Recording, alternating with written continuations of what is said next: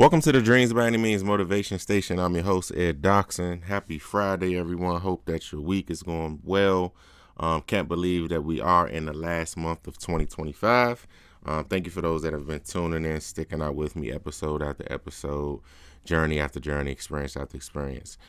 Today's topic, we could talk about a lot on my mind. I know it's a lot to catch up with, but today's topic is titled Knowing When to Leave. This title and this conversation has been on my mind, I would say, for like the last week or so.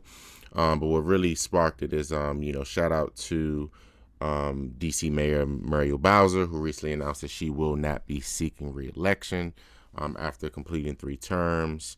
Some people love her, some people don't love her. Some people think she's done great. Some people think she could have done a better job. Whatever the case may be, right? But a 3-term elected mayor in a city such as D.C. with all the different changes economically, dealing with poverty, the crime, just everything you could think of here, right? Hats off to her for those 3 terms.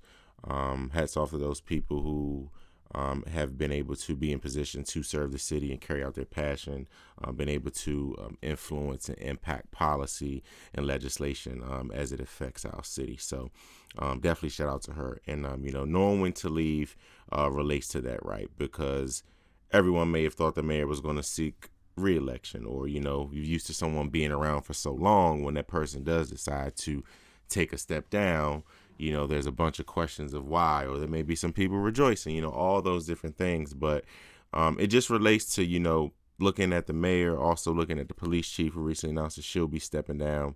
And just in my personal life as well, knowing people that have decided to step away from work situations, friendships, relationships, whatever the case may be, right?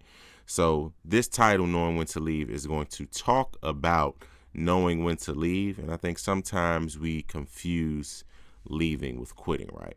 So there's a moment in every season of our lives when staying starts to cost more than leaving ever will. But recognizing that moment, that's the hard part.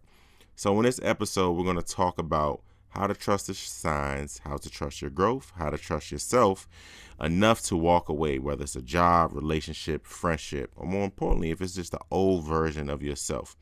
So the first thing I would say when you're talking about knowing when to leave, right? Think about the thoughts. We start to hear those quiet signals that we've been ignoring. There's a difference between being loyal to something or someone compared to being stuck. And then there's also that fear of starting over, and why it's actually a sign of progress is, when you do have that fear of what you want to do, right? So when I think about knowing when to leave, we all know the thoughts and the feelings when something changes, right? So whether you're on a job that you don't like, you may be in a relationship that you feel like you don't need to be a part of anymore. There may be some friends in your circles that you think you need to get rid of, right? And then as you mentioned, walking away from the old version of yourself. You just know it, right? Sometimes they say when you just know something, that feeling, right? Where things aren't the same anymore. Things don't feel like they used to feel anymore. If it's a job, the passion may have been dying down. The growth may have stopped, right? All of these different signs and feelings are signs and feelings that you cannot ignore. Now, on the flip side of that, you can decide to say, no, I'm just going to stay here, whether I'm miserable, whether I feel like I've done all the growth I can do, whether I feel like this isn't making me happy. Like, I think sometimes when we talk about staying in places, we just think about the happiness and we think about the logic. But you also got to think about, if you stay compared to leaving, what can come from that? And a lot of times when leaving something, the biggest thing that keeps us back is the fear of the unknown. But those who have experienced leaving things, trying new things, taking risks, dreaming big, that the beauty is actually in that unknown. So when I think about, knowing when to leave, right, think about where you're currently at.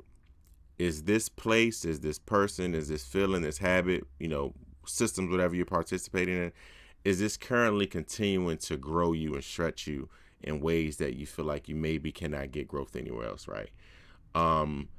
Have you done everything that you kind of set out that you said you were going to do?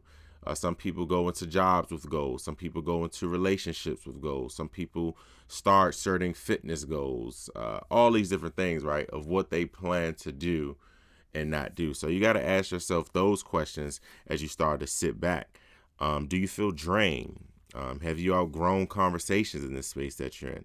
Are you becoming someone who you don't recognize yourself when you look in the mirror, right? All of these is like very, very, very important pieces of inventory that you really got to take in and ask yourself when you're on that cusp of if you want to leave somewhere, if you want to stay somewhere. Another thing I think about too is that, when you outgrow a space, it doesn't mean that those spaces were bad. It doesn't mean that those spaces did not serve you or help you in any type of way. I always heard this from my mother growing up is, people come into our lives for reasons as well as seasons. And that's the same way when we think about situations, if it's a job, if it's an experience for the time, right? It'll either be for a season or be for a reason. But you have to recognize what that is. And that season sometimes doesn't have to be just a season. It could be 8, 9, 10 seasons, but it's served its time for that. Then we have people and things that come to our life for reasons that are going to always be there. And, I'm in a space right now myself personally of, in a space of transitioning to, by the grace of God, through new opportunities that have been presented to me. And, I faced actually what I'm telling you all about. I didn't know if I wanted to embrace or accept this opportunity. Is it time to leave? Or what about this? Or what about my plans? Or, once I started to really sit down and look at it too, I got comfortable.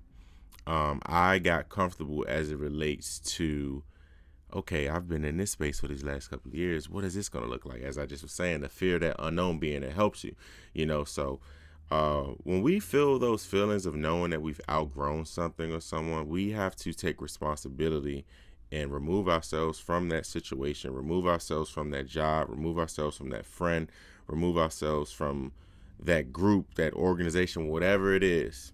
And it comes to that point when you make that decision to leave.